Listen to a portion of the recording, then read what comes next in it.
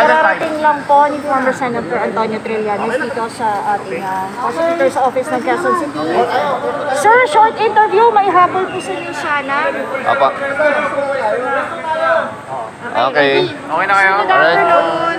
Ngayong araw po na to ay magpa-file tayo ng libel at cyber libel cases laban kay Harry Roque, ilang reporters ng SMNI at yung vlogger na si Banat Bay at ilang pro-Duterte vloggers at trolls. No?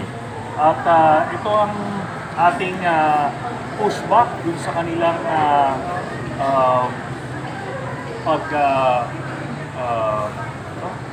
pag-disseminate ng false information at mga fake news laban na sa akin. At kaya ngayon nakita natin itong panahon na to ay makakakuha na tayo ng justisya. Hindi natin ito inaasahan nung panahon ni Duterte, kaya ngayon natin naisipan i-file ito. Sir, ano po ba yung laman? Ano po yung mga paratang? Ang paratang nung karamihan ay dahil binenta ko raw yung Scarborough. No?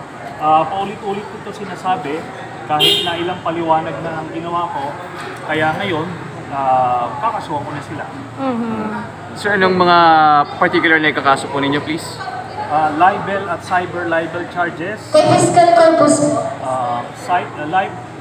Libel at cyber libel Estela charges. Servania E. Aquino versus Dandan Cayaga E. Sir, Castillo. sundutan na rin natin yung ating candidate si Balfour Caloocan. Tayo po'y